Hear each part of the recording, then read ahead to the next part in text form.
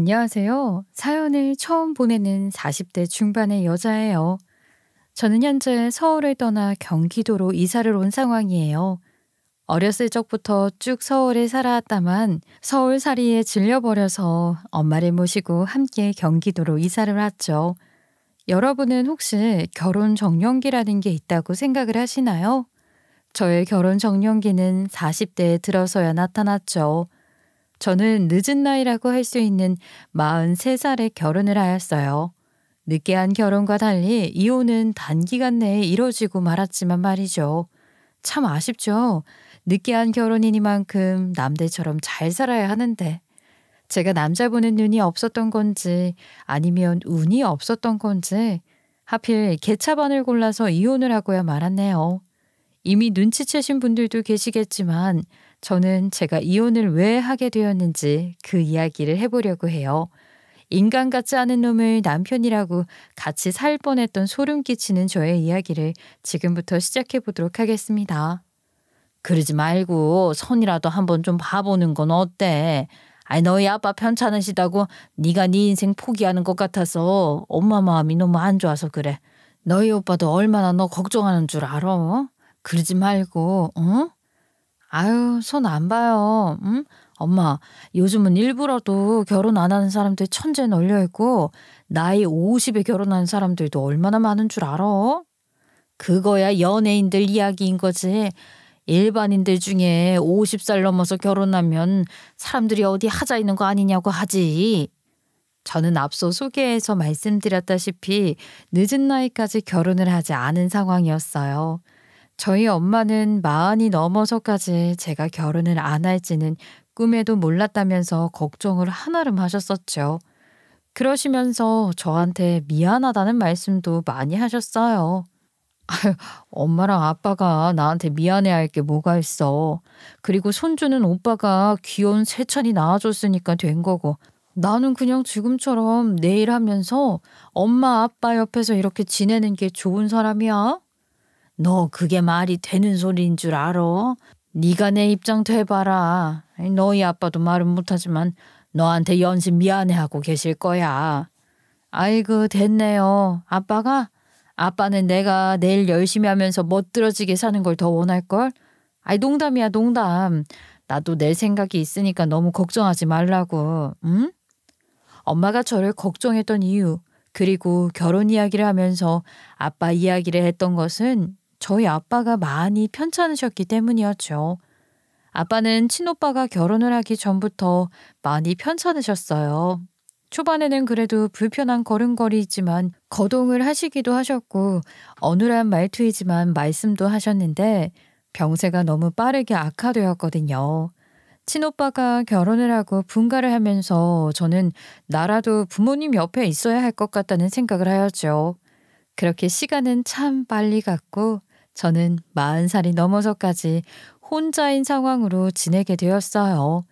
엄마한테 말씀드렸던 것처럼 저는 그냥 일하면서 엄마 아빠와 시간을 보내는 것이 참 좋았어요. 뭐 굳이 연애를 해야겠다, 결혼을 해야겠다 하는 생각을 하지 않는 상황이었죠. 그래도 수진 씨 있어서 그나마 다행이지. 수진 씨 같은 사람은 없는 것 같아. 이전에 뉴스 같은 것만 봐도 간병인 잘못 들여서 괜히 환자분들 상처만 더 생기고 하는 일 많았잖아. 그건 나도 당연히 알지. 수진 씨 놓치면 진짜 그때는 우리 집 큰일 나는 거야. 그렇게 자기 일처럼 우리 아버지 간병해주는 사람이 어디 있겠어? 그저 그냥 수진 씨 안 놓치게 꽉 붙들고 있어야지. 더군다나 제가 연애와 결혼을 뒷전으로서 두고서 일에 더 매진할 수 있었던 건 정말 좋은 요양보호사를 구했기 때문이었어요. 정말이지 편찮으신 아버지가 집에 계시다는 것에 대한 일상의 불편함과 어려움을 느끼지 못할 정도로 그 요양보호사는 저희 아버지를 잘 돌봐주었죠. 누가 아니라니. 나는 얘가 요양보호사 구하는 게 아니라 무슨 나라 대통령 뽑는 줄 알았어. 얼마나 깐깐하게 사람 보고 그랬는지 모른다니까. 옆에서 보기 민망할 정도로 어찌나 깐깐하게 보는지 몰라. 그렇게 해야 안심하고 우리도 마음 놓고 지내지. 그리고 그렇게 해서 수진 씨 같은 요양보호사 구한 거잖아. 그런 사람 구하기 정말 어려워. 가족들도 적당히 하라고 할 정도로 저는 정말 깐깐하게 요양보호사를 구했어요. 그래도 그 덕에 정말 가족같이 저희 아버지를 돌봐주는 좋은 요양사를 만나게 되었죠. 저희 가족 모두가 그 요양보호사를 가족처럼 생각했고 그분이 저희 아버지를 잘 보살펴 주시는 것에 대한 감사의 마음을 저희 가족도 늘 표현을 했어요. 그 요양보호사는 저와 동갑내기였는데 정말이지 천사 그 자체였어요. 저는요, 저희 아버지를 다시 만날 수 있는 시간이다 생각하면서 일하고 있어요. 제가 저희 아버지 돌아가실 때 옆에 계셔드리지 못해서 그게 늘 마음에 걸렸었거든요. 지금 제가 요양보호사 일을 하게 된 것도 다 우리 아버지 덕분이라고 생각해요. 내가 아주 우리 수진 씨 덕분에 얼마나 좋은 줄 몰라. 우리 집 양반 챙겨주는 것도 모자라서 내 옆에서 말동무도 되어주고 정말 고마워요. 그 요양보호사는 저희 아버지는 물론이고 집에 계시는 저희 엄마의 말벗이 되어주기도 하였어요. 요즘 같은 세상에 저렇게 진심으로 대해주니 얼마나 고맙겠어요. 저와 나이도 같고 저희 부모님께도 잘해주니 제가 그 친구한테 잘 못할 이유가 없었죠. 이따금 같이 밥도 먹고 술 한 잔씩도 하고 어찌 보면 저희는 친구가 된 것이었어요. 제가 퇴근을 하고 늦게 오는 날이면 제가 올 때까지 그 친구가 있어 주었고 저는 그럼 그 친구를 집에 데려다 주었어요. 그날도 그랬죠. 괜찮다고 사양하는 그 친구를 집에 데려다 주고 뒤돌아서서 가는데 상상도 못했던 일이 벌어졌어요. 아유 엄마야. 바로 방금 전에 인사를 하며 내려준 그 친구의 비명소리였어요. 저는 깜짝 놀라 후다닥 달려갔고 제가 달려가서 멈춘 그곳에는 그 친구가 웬 남자와 함께 있었죠. 뭐야? 왜 그래요? 왜? 당신 누구야? 그게 아니라 그 친구는 깜짝 놀라 그 자리에 주저앉아 있었어요. 그리고 의문의 남자는 그 친구에게 다가서려 하고 있었죠. 저는 무작정 달려가서는 손에 들고 있던 핸드백으로 그 남자를 마구 내리쳤어요. 한껏 목청을 키워 도와주세요라고 소리치면서 말이에요.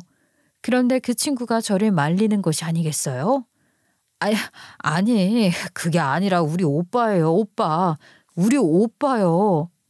아우 아파라. 저 얘 오빠예요. 뭘 상황을 알고 이러셔야죠. 아이 머리야. 오잉? 이건 또 무슨 소리인가 했어요. 저를 뜯어말리는 그 친구 덕에 저는 그 의문의 남자를 내리치던 손길을 멈추었죠. 그리고 저한테 한참을 두드려 맞던 그 남자는 코피를 주르륵 흘리면서 고개를 들었어요. 오빠라고요? 무슨 오빠를 보고서 그렇게 놀라요. 걱정하지 말아요. 내가 경찰에 신고할 거니까 거짓말할 필요 없어요. 당신 뭐야? 뭔데 이 시간에 이러는 건데? 무슨 깡패예요? 다짜고짜 사람을 이렇게 패면 어떻게 해요? 앞뒤 상황 들어보지도 않고. 그 의문의 남자는 자기가 오빠가 맞다고 했어요. 그리고 그 친구 역시 저한테 연거푸 상황에 대해 설명을 하기 시작했죠. 자기 친오빠인데 오빠가 퇴근하고 오면서 자기를 발견해서 놀라게 한 거라고 말이에요. 그럼에도 요즘 세상 험한 것을 알았기에 저는 그 친구 집안까지 따라 들어갔어요. 요양보호사로 일을 하는 그 친구 역시 결혼을 하지 않고 어머니와 둘이 살고 있었거든요. 내가 못 살아. 얘 오빠 맞아요. 너는 나이 다 먹어서 왜 네 동생을 놀려가지고 이 난리를 만든다니. 내가 못 살아. 코피 날 뻔했네. 잘한다 잘했어. 어머머 어떡해요. 죄송해요. 저는 수진 씨가 너무 무서워해서 거짓말하는 줄 알고. 괜찮으세요? 괜찮을 리가 있겠어요. 코피가 났는데 참나. 나 살다 범죄자로 오인받기는 또 처음이네. 그 친구 어머님이 오빠가 맞다고 말씀해 주셔서 저는 비로소 오해가 풀렸죠. 어찌나 민망했는지 몰라요. 저는 그 남자한테 연신 죄송하다 사과를 하고 그 자리를 떠났어요. 그때는 몰랐죠. 제가 그 남자를 또 보게 될 줄 말이에요. 그것도 소개팅 자리에서 말이에요. 그 사건이 있고 난 후 얼마 있지 않아 저는 소개팅을 하게 되었습니다. 제가 다른 건 몰라도 책임감 하나는 자신 있고요. 평생을 운동 꾸준히 해왔고 지혜 씨가 원하는 대로 얼마든지 바꿀 수 있는 각오돼 있습니다. 그 정도 각오하고서 지혜 씨 소개해달라고 했던 거예요. 제 동생이 정말 좋은 분이니까 나가서 실수하지 말라고 저한테 얼마나 신신당부를 했는지 몰라요. 수, 수진 씨가요? 네. 수진이 그것이 지혜 씨 정말 좋은 분이라고 가서 실수할 생각이면 소개팅 나갈 생각도 하지 말라고 저한테 얼마나 엄포를 놓았었는지 몰라요. 제가 소개팅을 한 대상은 요양보호사의 오빠, 저한테 두들겨 맞았던 그 남자였어요. 요양보호사로 있는 그 친구가 자리를 주선한 것이었어요. 정말 특이하게도 그 남자는 저한테 핸드백으로 두들겨 맞았던 날 저한테 반했다고 했어요. 그래서 자기 여동생한테 졸라서 저를 소개해달라고 했다면서 수줍게 이야기를 건네왔죠. 그 사람은 저보다 2살 많은 사람이었어요. 처음에는 그저 제가 그때 상황도 제대로 모르고 두들겨 때린 게 미안해서 나간 자리였으나 만남이 반복되면서 저 역시 그 사람한테 호감을 갖게 되었죠. 그렇게 비혼주의다 뭐다 하더니만 그래도 시집을 가기는 한다. 애들이 너 언제 애 낳아서 초등학교 입학식 할 건지 걱정이라고 하더라. 기집애 좋아? 그래 좋다. 원래 말은 바꾸라고 있는 거 아니겠어? 늦게 결혼했으니 나도 얼른 아이 낳아야지. 너희가 나 결혼 생활이랑 육아팀 많이 줘야 한다. 비혼주의자로 살아가겠다고 그렇게 떠벌리고 다닌 것이 민망해지게 저는 43살 늦은 나이에 그 사람과 결혼을 하게 되었어요. 주변 친구들보다 한참 늦게 결혼을 하게 된 셈이었죠. 43살에 풋풋한 신혼생활을 시작하게 된 것이었어요. 막내딸 결혼하기를 늘 바라셨던 아빠와 손을 잡고 식장에 들어갔다면 정말 좋았으련만 아빠와 함께 들어가지 못한 게 그저 아쉬웠네요. 그래도 아빠한테 사위 얼굴도 보여드리니 기분은 좋았어요. 하지만 저의 행복은 그리 오래 가지 못했죠. 너희 아버지가 너 결혼하는 거 보고 가시려고 그렇게 오래 버티셨나 보다. 지혜 아빠 이제 우리 지혜 옆에 좋은 짝 생겼으니까 마음 놓고 눈 감아요. 그동안 고생 많았어 당신. 아빠 나 이 사람이랑 결혼해서 잘 살 거니까 앞으로 내 걱정하지 말고 아빠 가서 편하게 쉬어. 혼자서 너무 고생 많았어 아빠. 아빠 나 잘 살게. 저희 친정아빠는 제가 결혼을 하고 나서 1달 만에 돌아가셨어요. 엄마 말씀대로 아빠는 제가 좋은 사람을 만나 가정을 이루길 바라셨던 것은 아니었을지 싶었죠. 그렇게 아빠가 돌아가시고 나니 43평짜리 큰 집이 엄마한테는 공허함을 안겨주었었나 봐요. 엄마는 저희한테 제안을 하나 하셨죠. 너희 오빠네도 호주로 이민 가겠다고 하고 너도 나가서 박서방이랑 둘이 따로 샀는데 나 혼자서 이 큰 집이 무슨 소용이 있겠어. 안 그래?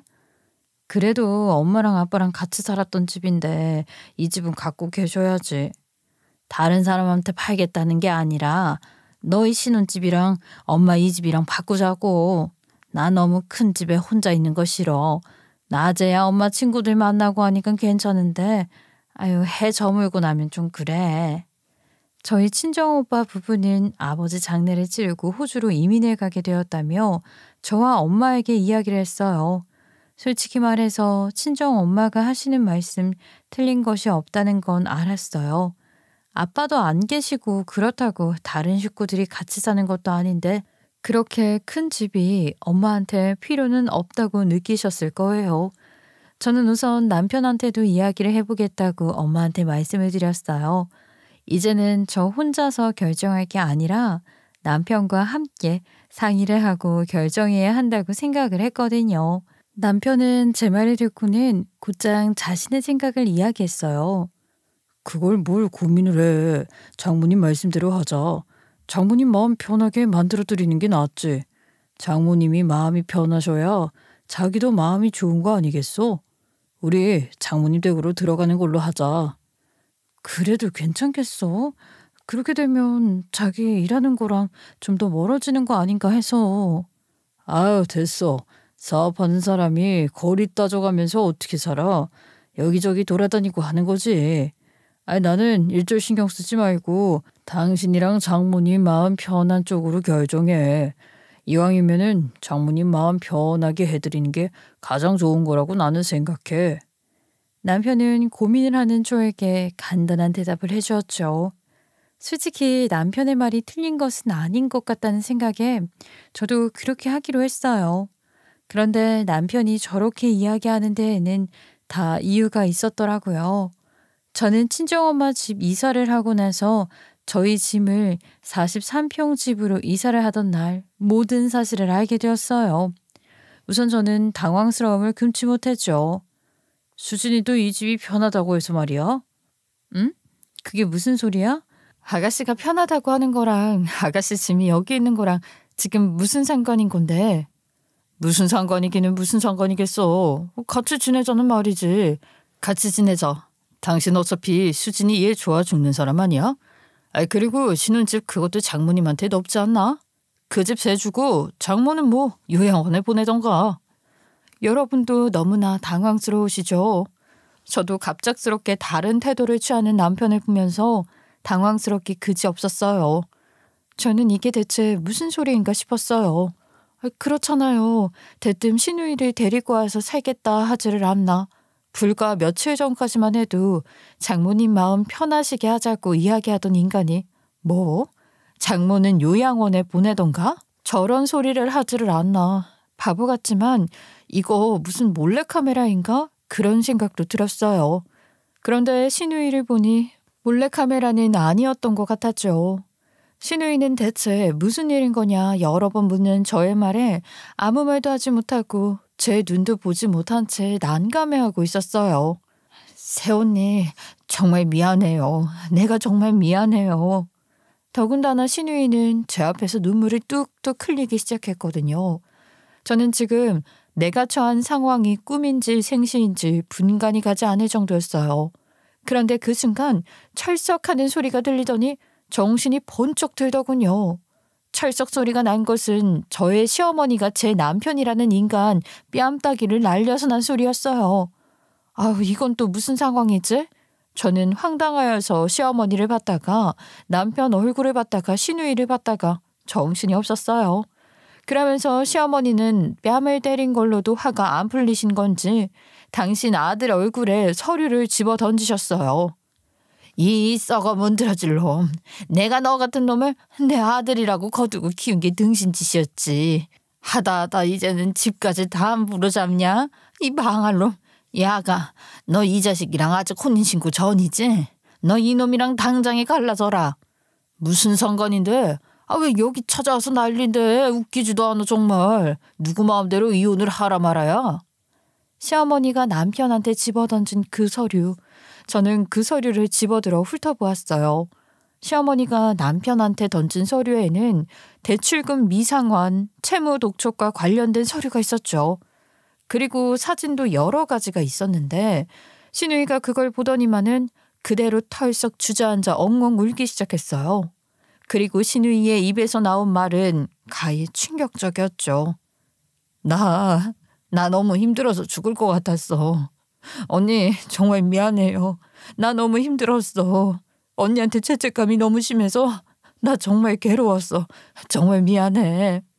이 기집애가 야, 너 무슨 헛소리를 하려고 이러는 거야? 입 안 다물어? 이게 진짜? 이 망할 놈아, 이 망할 놈. 네가 어디서 내 딸 입을 틀어막으려고 들어? 시누이가 엉엉 울자 남편은 시누이의 입을 틀어막으려 달려들었고 그러다 시어머니한테 또 한 번 뺨을 맞았어요. 그리고 시어머니 입에서 나온 말은 제가 방금 전까지 들었던 말보다 더 충격적인 내용을 담고 있었죠. 내가 다른 건 몰라도 네가 아무리 어릴 적부터 개차방같이 컸어도 그래도 내 핏줄의 자식이니까 내 오빠 자식이니까 그래도 내가 너 어떻게든 거두려고 아주 발버둥을 치고 자랐었어. 그런데 그 대가가 고작 이거냐? 어? 네 동생 이용해 먹고 집 팔아먹는 게 그게 네 보답이냐 이놈아? 남편은 시어머니의 친아들이 아니었던 거죠. 그리고 신우이의 친오빠도 아니었던 거예요. 시어머니의 말을 듣고서야 알았어요. 남편은 시어머니 오빠의 자식이었는데 삼촌이 남편이 어릴 적 사고로 돌아가시면서 남편의 고모, 그러니까 내가 시어머니로 알고 있던 그분이 남편을 걷어주신 것이었어요. 그런데 남편은 그 사실을 악용을 해서는 자기 유리한 쪽으로 이용해 먹은 것이었어요. 그놈은 시어머니의 원망스러운 눈물에도 자기 잘못한 거 없다면서 뻔뻔하게도 굴었죠. 내가 뭘 잘못했는데. 막말로 정수진 너만 아니었으면 우리 엄마 아빠 돌아가시지도 않았어. 알아? 너 때문에 세상 떠난 내 부모 목숨값 내가 너한테 받겠다는데 뭐가. 그리고 고모 딸 때문에 우리 엄마 아빠 그렇게 된 거 아니야. 그럼 고모집 담보로 내가 돈 좀 받는 게 그게 죄가 되냐고. 남편의 부모님은 어릴 적 화재로 인해 돌아가신 것이었어요. 남편이 기억하는 것은 그 불이 난 집에 자기 사촌 여동생, 그러니까 신우이가 혼자 있었는데 자기 부모님이 신우이를 구하려다가 돌아가셨다면서 그 책임에 대한 값을 자기는 받는 거라고 했어요. 하지만 시어머니의 말은 달랐죠. 그게 왜 네 동생 탓이야.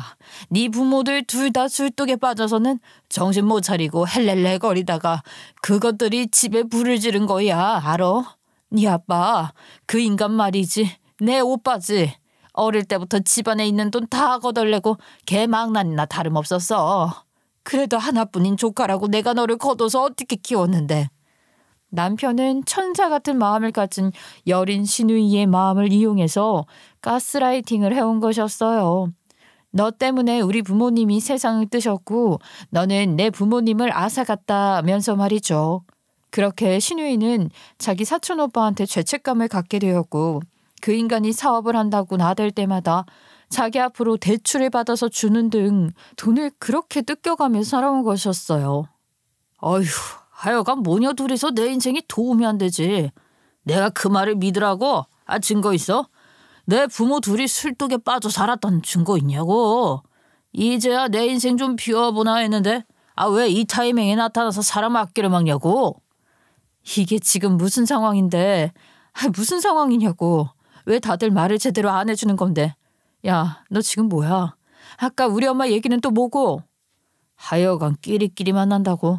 너도 정수진이 저 기집애처럼 말귀 못 알아먹냐? 하긴 내가 너 그런 거 같아서 정수진한테 너 소개해달라고 한 거긴 했다. 그놈이 저를 소개해달라고 했던 것도 다 계획이 있어서였어요.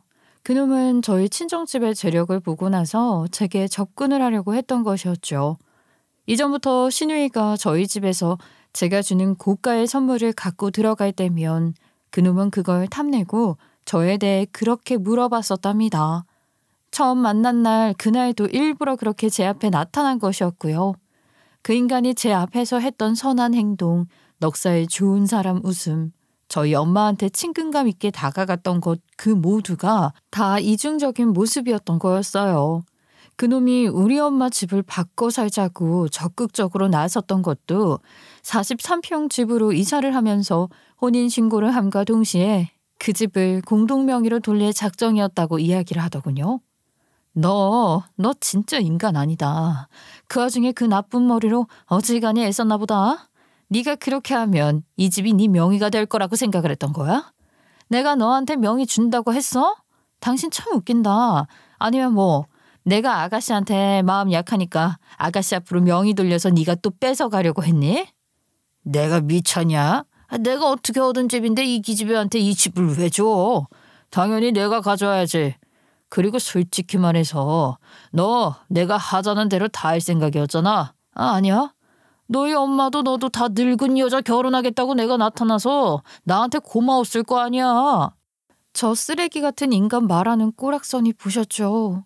저는 저 인간과 저렇게 말싸움을 하면서 또 하나의 의문이 들더라고요. 대체 저 인간은 왜 신우이를 데리고 살겠다고 한 것인지 말이에요. 그놈은 계속되는 저의 큰 소리에 인상을 바꾸기며 이야기하기 시작했어요. 막말로 저 노인네야 상황이 이 지경으로 드러나기 전까지 내가 이 기집애 앞으로 돈 끌어다 쓴 거 모를 거 아니겠어. 그런데 얘는 아니잖아. 내가 이 집에서 너랑 결혼 생활하면서 당연히 저 기집애가 저 노인네 데리고 톡질 생각할 텐데 내가 왜 그런 빈틈을 주겠어. 안 그러냐? 세상에 저런 악마가 다 있을까 싶었어요. 그 인간이 신우이를 데리고 살려고 했던 이유는 단 하나였죠. 자기의 돈줄이었던 신우이가 자기 소나기에서 도망갈까봐 그런 것이었어요. 신우이를 옆에 계속 두고서 계속해서 가스라이팅을 해서 자기의 돈줄로 이용하려고 한 것이었죠. 그 인간의 속셈을 듣는데 정말이지 얼마나 소름이 끼쳤는지 몰라요. 그러면서 그놈은 아쉬워했어요. 자기가 진작에 집 주소를 이곳으로 옮겼다면 독촉장이고 뭐고 시댁으로 가지 않았을 텐데 그걸 못했다면서 아쉬워했죠. 에라이 똥물에 튀겨 죽일 놈아. 네가 사람이야. 어떻게 너를 이때껏 내 새끼처럼 거둔 나를 네가 이렇게 배신을 해. 네 여동생 수진이를 네가 어떻게 그렇게 이용을 해. 천만다행인 것이었어요. 만약에 그놈이 주소지를 이리로 옮겨두었다면 시어머님은 그놈이 무슨 짓을 했는지 모르셨을 테고 저 역시도 아무것도 몰랐을 테니 말이에요. 천만다행히도 시어머니가 집으로 날라온 시댁집을 담보로 잡은 대출 독촉장과 그리고 신우이 앞으로 날라온 채무 이행서를 보고 단박에 눈치를 채서는 저희 집으로 달려온 것이었어요. 어찌 보면 시어머니가 제 인생을 구제해 주신 것이니 저한테 큰 선물을 준 것이나 다름없었죠. 그런데 저는 문득 한 가지 장면이 스쳐 지나갔어요. 이따금 보였던 신우이 손목에 있었던 파란색 상처 자국, 그게 떠올랐죠. 저는 신우이를 붙잡고 물었어요. 저 인간한테 대체 무슨 짓을 당한 것이냐고 말이에요. 신우이는 이제야 내 편을 만났다는 듯이 엉엉 울며 제게 이야기를 하기 시작했어요. 돈. 내 앞으로 더 이상 나올 대출도 없는데 돈 구해오라고. 나를 그렇게 밀치고 겁주고 나보고 뭘 어떻게 하라고 나보고. 내가 언니한테 저 인간 소개해주고 나서 얼마나 죄스러웠는지 몰라. 내가 정말 미안해. 내가 죄인이에요 언니. 미안해요. 아주 쇼를 하고 앉았다. 야, 그럴 거면 너희들 둘이 결혼하지 그랬냐? 둘이 눈물 콧물 짜내는 게 아주 똑 닮았네. 남편은 아니 그 인간 같지도 않은 그 자식은 사업을 한다고 그렇게 많은 돈을 축낸 것이었어요. 신우이의 눈물 어린 고백을 통해서 그 이야기를 듣는데 온몸이 부들부들 떨리더군요. 남편에 대한 배신감, 어떻게 사람이 저럴 수 있는가에 대한 인류의 상실. 저는 그놈을 가만히 둘 수 없었어요. 뻔뻔하게 자기 부모 목숨값을 받는 거라고 소리치는 그놈한테 다가가서 저 역시 똑같이 뺨을 내리쳤어요. 너 미쳤어? 어디서 손찌검이야 어디서? 이것들이 아주 단체로 돌았나? 이건 네가 우리 엄마 거론하면서 요양원에 보내내 만에 한 값. 지금 네가 또 맞는 건 네가 인간 같지 않은 거. 그거에 대한 죗값이야. 알아? 이 쓰레기 같은 자식아. 와, 이제는 사람을 치네. 그래. 야, 너 돈 많다 이거지? 어디 한번 해볼까? 너랑 나 사실혼 관계인 거 알지? 내가 너한테 먼저 이혼 소송 걸면 너 나한테 위자료 당연하게 더 많이 줘야 하는 거 알아? 돈으로 한번 해볼까? 나야 뭐 이래나 저래나 내 돈만 챙기면 되는 사람이야. 남편이라는 인간은 저렇게 인간 말종인 자신의 본색을 드러내더군요. 결혼식 사진이 있으니 사실혼이라면서 저를 협박하더라고요. 위자료 많이 내고 싶냐고 말이에요. 저는 그놈의 말에 제대로 마음을 결심했죠. 그놈에게 법의 심판을 받게 해야겠다고 말이에요. 정신 똑바로 차려. 이제부터 그 인간 죗값 제대로 받게 해줘야 하는 거야.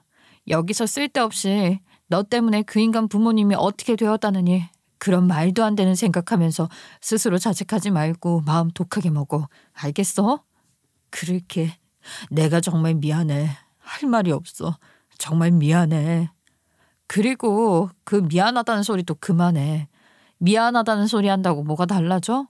이미 엎질러진 물이고 이미 벌어진 일이야. 그러니까 지금부터 마음 독하게 먹고 쓸데없는 소리 하지 마. 하지만 나 너무 힘들어. 나 스스로를 너무 자책하고 있어. 그리고 저는 그놈에게 죗값을 물기 전에 신우이의 마음을 다잡게 만들어야 했어요. 이미 자기 사촌 오빠인 제 남편한테 가스라이팅을 제대로 당한 터라 신우이는 끊임없이 스스로를 자책하고 있었거든요. 알아. 네가 얼마나 힘든지 알아. 하지만 그렇다고 해서 그놈이 너랑 너희 어머니 그리고 나한테 한 짓이 있는데 그거 다 모른 척 할 거야? 그건 아니잖아. 다른 건 몰라도 너희 어머니가 그 자식 키우면서 마음고생하신 거 그거를 생각해서라도 정신을 바짝 차려야 해. 네가 겪은 모든 일, 사촌 오빠인 그 못된 놈한테서 당한 모든 일을 정리해야 하는 게 맞는 거야. 그게 가능할까? 이 오빠가 보낸 협박 문자들 모든 일들 다시 마주하는 게 너무 힘들 것 같아서 나 너무 자신이 없어. 저는 신우이에게 이야기했어요. 엄마를 생각해서라도 정신 바짝 차리라고 말이에요. 그리고 저 역시도 그 인간이 전날 저희 엄마의 집에 찾아와 깽판을 부린 그 모든 내용을 증거로 제출했죠. 하지만 신우이는 사촌 오빠였던 그 인간한테 당했던 상처들이 너무 컸던 건지 그놈한테 받았던 협박 문자를 다시 보려고 할 때마다 숨도 제대로 못 쉴 정도로 힘들어했어요. 저는 그 모습까지도 다 촬영을 해두었죠. 그 인간이 자기 사촌 여동생에게 얼마나 겁을 주었고 그게 얼마나 한 사람의 인생을 피폐하게 만들었는지 그 증거로 내세우기 위해서 말이에요. 결국에 내가 민형사 소송까지 걸었다. 뭐 별 수 있어? 그게 그 인간 죗값 치르게 하는 방법이지. 그러니까 네가 나 일 처리될 동안 나 대신해서 우리 엄마 좀 신경 써줘. 우리 엄마 나 혼인신고하기도 전에 갈라서는 거 아시면 진짜 바로 쓰러지실지도 몰라. 당연하지. 그나저나 그 인간도 그럼 알겠네. 네가 자기 혼인빙자 사기며 협박죄로 고소한 거. 그래서 그 인간은 좀 어때? 너한테 사과는 하디? 자기가 지은 죄 인정은 한대? 저는 결국 남편이었던 그 사람을 민형사 고소를 했어요. 그 인간이 하는 태도를 보니 도저히 그냥 넘어갈 수 없어서 말이에요. 친정엄마한테는 그 인간과 헤어질 것이라는 것과 그 인간이 제게 접근한 것이 다 의도가 된 것이었다는 걸 차마 말씀을 드리지 못했어요. 가뜩이나 친정아버지 돌아가시고 나서 건강도 약해지셨는데 충격을 드리고 싶지는 않았거든요. 저는 심리상담사 일을 하고 있는 친구한테 저희 친정엄마 상담을 부탁했어요. 모든 상황이 정리되고 나서 엄마한테 말씀드리게 될 때 엄마에게 상처를 덜 드리고 싶어서 말이에요. 그런데 저렇게 혼자 고군분투하고 다니다 보니 순간 화가 나더라고요. 왜 죄를 저지른 놈은 두 발 뻗고 푹 자는데 정작 피해를 입은 저와 신우이는 이렇게 마음고생을 하며 있어야 하는 건가 하고 말이에요. 그 인간 그 고소장 받고도 일말의 죄책감을 못 느끼는 것 같았어요. 아니 전혀. 그 인간 여전히 자기 죄를 인정하지 않더라고. 자기가 한 짓이 당당한 돈 받아내기였다고. 아무 잘못이 없다고 해댔어. 당당한 돈 받아내기? 세상에 그런 것도 있냐?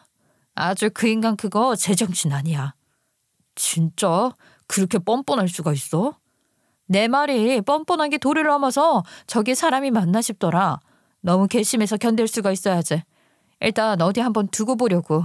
과연 죗값 다 받고도 네가 끝까지 뻔뻔할 수 있는지 보려고. 앞서 말씀드린 것처럼 자기가 저지른 죄에 대해 일절 반성이 없던 그놈은 자기 잘났다고 버티다가 드디어 죗값을 받기 시작했어요. 하루가 멀다 하고 소환 조사를 받았고 점점 법의 잣대가 그놈을 조여가기 시작했어요.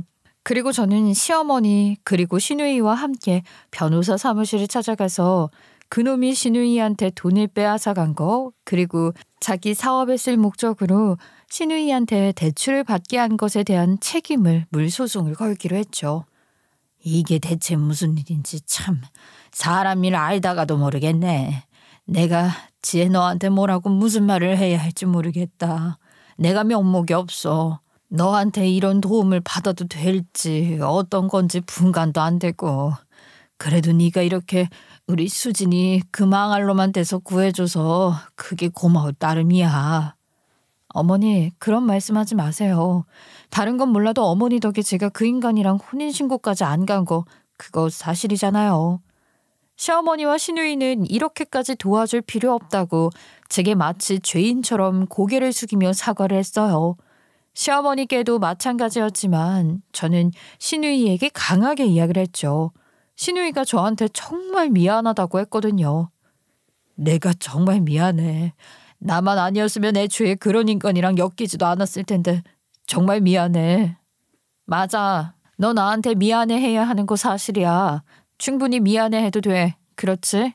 나한테 속이고서 그런 인간 소개해준 거 그거 너 잘못한 거야.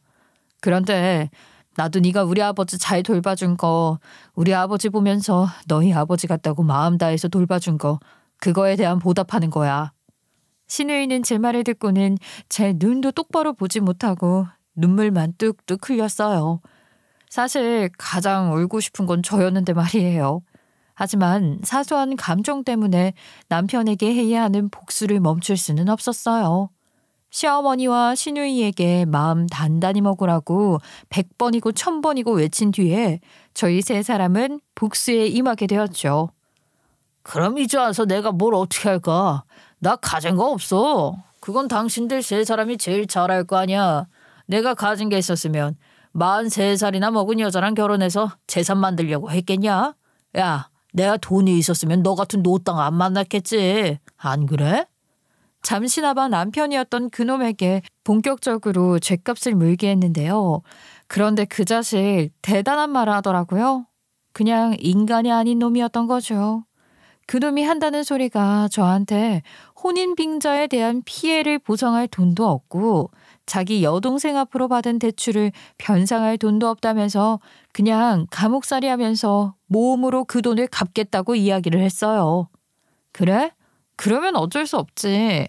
네가 지은 죗값 돈으로 못 갚겠다면 네가 한 말대로 네가 직접 교도소 들어가서 네 몸으로 죗값 다 하고 나와. 그렇게 그 인간은 제 발로 교도소에 들어가겠다고 했어요. 그리고는 정말로 그놈은 교도소 신세를 지게 되었죠. 그렇게 교도소에 들어갔으면 입 좀 다물고 자기 죄에 대해 반성이라도 할 것이지. 그 인간은 뭐가 그렇게 뻔뻔한지 들어간 지 한 달여부터 또다시 신우이한테 연락을 해오기 시작했어요. 옥중 안에서 신우이에게 협박 편지를 보냈죠. 신우이는 그 편지를 들고 제게 찾아왔어요. 얼굴이 사색이 되어서는 말이에요. 이거 어떻게 해야 할지 모르겠어서 나 이사한 주소를 그 인간이 어떻게 한 건지는 모르겠는데 왜 나한테 편지를 보낸 거지? 어떻게 편지를 보낼 수 있는 거야? 엄마도 지금 어떻게 해야 하나 당황스러워 하셔서. 그 인간이 신우이가 이사한 집 주소를 알게 된 건 다름 아닌 저희가 요청했던 신변보호 때문이었어요. 참 희한하죠. 왜 피해자가 신변보호를 요청했는데 거기에 피해자 주소지며 피해자 거주지 관할 경찰서가 기재되는 것일까요?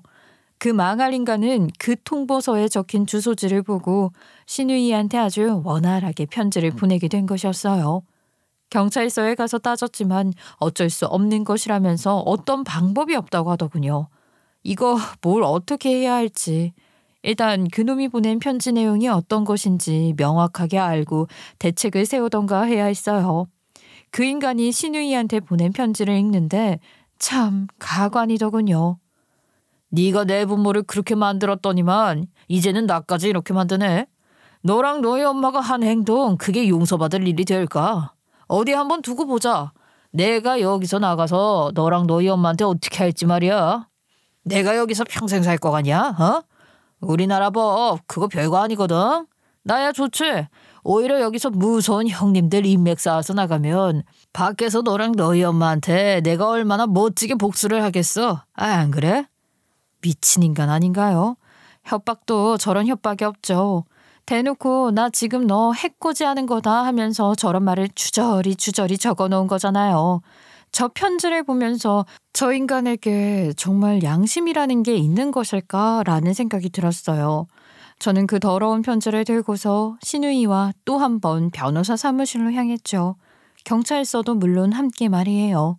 그렇게 저와 신우이는 그 인간 같지 않은 인간을 또 한 번 고소를 했어요. 야, 네가 어디라고 여기를 제 발로 찾아와? 아니 뭐 목숨이 한 10개는 되냐? 너 대체 무슨 생각으로 여기 온 거냐? 내가 여기 안에 들어있다고 너 어떻게 못할 것 같아? 내가 너한테 그 집 뺏었어? 아니잖아. 그런데 왜 이렇게 나를 괴롭히는 건데? 내가 너한테 뭘 그렇게 잘못했다고? 너는 네가 뭘 잘못했는지 모르는 거야? 그러면 너는 아직 그 감옥에서 더 썩어 문드러져야 할 인간이네. 네가 뭘 잘못했냐고? 저는 남편이었던 그 인간이 신우이를 협박한 죄로 추가 형량을 받은 뒤에 그놈을 찾아가 면회를 했어요. 처음 가본 교도소 안은 참 낯설었죠. 왜인지 모르게 칙칙하고 차가운 공기와 서로 거리를 두고 싶어하는 면회객들, 그리고 들어선 면회실 안은 우리의 대화를 듣고 있는 교도관까지 참 낯선 공간이었어요.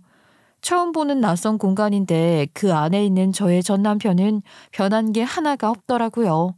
여전히 뻔뻔했죠. 잘못은 자기가 저질러 놓고 오히려 저를 나쁜 사람으로 만들던데요. 저는 그런 인간을 바라보면서 이런 이야기를 했어요. 그래, 어차피 시간 없으니까 내가 너한테 알려줄게. 네가 나한테 물어봤지. 네가 대체 뭘 그렇게 잘못했길래 너랑 네 여동생이 너한테 그러는 거냐고. 인간아, 이유는 간단해. 네가 인간 같지 않아서야. 네가 인간 같지 않게 네 여동생 협박해서 돈 뜯어냈고 그것도 모자라서 나 이용해서 네 재산 만들려고 했잖아.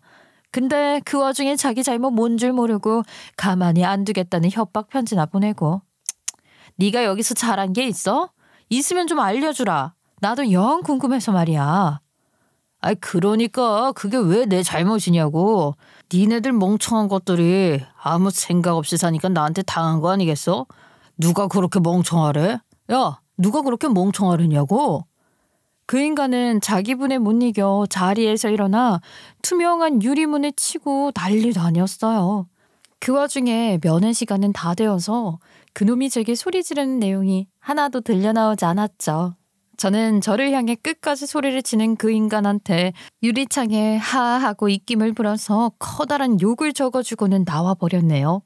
어차피 2번 다시 그 인간 면회 갈 일은 없으니 제 할 일을 다 하고 나왔죠. 그렇게 그놈 면회를 마치고 나오면 다시 면회 대기장이 보이거든요. 거기에는 교도소 안에 있는 수용자들한테 영치금을 준다거나 사식을 넣어줄 수 있는 창구가 있어요. 거기를 무심코 지나가려는데 마침 거기 있는 사식 코너에 엿이 보이더라고요. 저는 그 인간 죄수번호를 대고 엿을 한 다발 넣어줬습니다. 엿 실컷 먹으라고 말이에요. 저도 한 성깔 하는 사람이라 불의를 보면 가만히 있지를 못하겠더라고요. 저도 이 성격을 고쳐야 되는 걸 아는데 태어나길 이렇게 태어난 걸 어쩌겠어요. 아주 지겨워 죽겠다. 지겨워 죽겠어. 이 인간은 지겹지도 않나? 아직도 이딴 편지를 보내고 있네. 아주 교도소가 자기 체질에 맞나 보네. 또 형량 추가받으려고 이러는 건가? 이 미친 인간 이것도 재판장에 서고 싶은가 보네. 제가 그렇게 면회를 하고 나온 뒤 전 남편은 제게도 협박 편지를 보내왔어요. 어찌나 창의성이 없는 인간인지 보내는 내용이 발전이 없더라고요. 저도 그쯤 되니 내성이 생겨서 그 인간이 보내오는 그 편지에 타격 하나 받지 않고 그저 제가 그놈을 더 교도소에 가둘 수 있는 증거를 모으는 시간이다 하며 그 협박 편지를 하나하나 다 모았어요. 그렇게 한 달치가 차면 그걸 들고 변호사 사무실과 경찰서를 찾아갔죠. 그렇게 6개월간 저는 지치지도 않고 그놈이 제게 보내는 협박 편지를 증거로 그놈을 고소했습니다. 그럴 때마다 그 인간의 형량은 계속해서 늘어났고요. 결국 가서는 그 인간 자기가 처음에 받은 형량만큼 죗값이 늘어나자 그때서야 제게 협박 편지를 보내지 않더라고요. 신우이한테도 말이에요. 어쩐지 잠잠하다 했어. 하기야 개가 똥을 끊지. 그 인간 같지도 않은 본성이 어디 가겠어. 이제는 나도 가만히 안 있지. 이 인간 내가 먼저 나서서 고소할 거야. 아유 이제야 내가 속이 다 시원하네. 그래 누가 너한테 그렇게 막무가내로 나오면 너도 똑같이 해주는 거야. 이제야 내가 너 데리고서 심리치료 다닌 보람이 좀 생기나 보다. 신우이 말대로 개가 똥을 끊는다고 그 망할 인간을 신우이가 앞장서서 고소를 하겠다고 나섰죠. 저는 죽는 그날까지 그 자식을 그 안에서 썩게 만들 작정으로 오늘도 그 자식을 고소하러 가는 길이에요. 신우이도 함께 말이죠. 신우이였던 제 친구 역시 그 인간에게 당한 가스라이팅에서 벗어나 이제는 자기 권리를 주장하고자 저와 함께 나서서 싸우고 있어요. 눈물 콧물 흘리면서 시작한 심리 상담 치료가 큰 도움이 된 것 같아 그거 하나만큼은 정말 뿌듯하게 생각하고 있어요. 그리고 저와 제 친구는 서로 약속을 했어요. 기필코 그 자식에 대한 죗값을 치르게 하자고 말이에요. 눈에는 눈, 이에는 이라고 인간 같지 않게 구는 것들한테 사람 대접해줄 필요 없고 나를 희생하면서까지 그 인간관계를 유지할 필요가 없다는 걸 저와 그 친구는 이번에야말로 아주 몸서리치게 깨닫게 되었어요.